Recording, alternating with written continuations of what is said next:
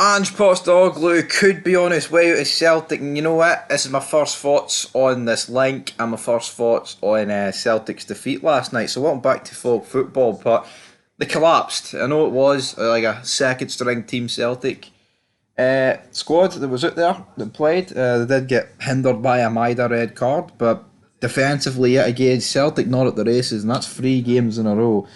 Could Ange be seeing writing on the wall? No, obviously it's not good for them. They had a lot of expectations in terms of breaking records. Kyogo saying they wanted to break the Lisbon Lions record, which I guess technically they could still do with the amount of goals scored, but they'll have to do it against Aberdeen on what's it, Saturday or Sunday. I can't even remember when it is. But coming out of this game, the Feyenoord manager basically rejected Spurs, and because of this, Ange has essentially moved into pole position. Now, this ain't fake news. This ain't what the norm's been when literally any manager has been sacked in the Premier League, and Ange Postecoglou is getting linked with the job. There actually seems to be a bit of substance here, but the only problem is it going to happen? Do Celtic fans honestly believe Ange Postecoglou when he says that he will be here for next season and he is never leaving? You'll be surprised at how long I will stay at this club. Because if you flash back to like Rodgers, they probably would have thought Rodgers was never going to leave. But to be fair to that, I think Rodgers definitely more chance of him leaving than Ange. If you compare their points at their managerial stint at Celtic, you look at Gerrard. I was majorly surprised that Gerrard left Rangers when he did. To be honest, he's like, "Do I look happy? Do I look settled?" Then he jobs out. Now, obviously, maybe Ange is a man of bigger integrity than Gerrard. That's not me completely burying Gerrard, but I do think he definitely left Rangers high and dry. But as for this link, I would say Celtic fans, Spurs fans are absolutely burying him, saying that he's never done anything, and you know what? It's exactly what everyone in Scotland said before he got this Celtic job. And he absolutely transformed Celtic. So you can't dispute it. Ange has absolutely he turned the course.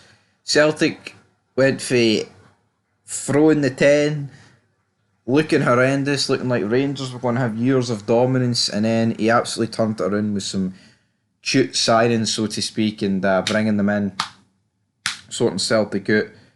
But the question is, could he do it at Spurs? You look at Spurs, nobody wants that job, and no one literally wants that job, man. Spurs, Mourinho even the day coming out and burying Spurs, saying he has a soft spot for every club he's managed apart from Tottenham, which is quite funny.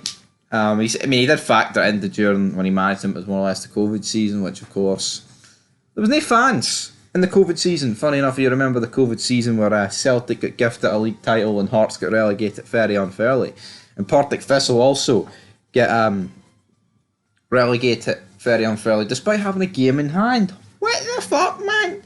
Honestly, but for this link, I'm not ruling it out. If I was to rate this, I would give this a 10% chance of happening, right? And there's not, 10% people would call there's no chance. I think 10% is still a decent enough chance of something happening. Now, if you're going into like an F1 race, for example, and there's 10% chance of rain, maybe not, maybe no rain, but for this move, I wouldn't be totally surprised. Now, especially with Celtic's recent form, I think a lot is going to depend on what Celtic do in the Champions League next season. If they're still in a good position in the leagues and cups, even if they go out in the group stage again, I still feel like you would see at the end of the season. But I think it is a close one to call. Because we've had all these links with him, Chelsea, Brighton, but nothing's been like concrete. His name's like been on a short list. Well, he is top of the short list now. So how much would Tottenham have to pay Celtic to buy him out of his contract? I don't know. But we know the old firm clubs would probably take any sort of fee to get their managers out of their contract. So we'll see how it goes. Neil Lennon's been hanging around Lennoxtown and Celtic Park a lot recently. That's all over Twitter. So we'll see what happens. But like I said, guys, I'm giving it a 10% chance of happening. Not quite Scott Steiner math, but it is what it is. And that's Fog Football signing out. And what an insane group of games yesterday. Absolutely insane. It was great being at one of them, but sadly, all good things come to an end, which is a trip, man. But anyway, peace.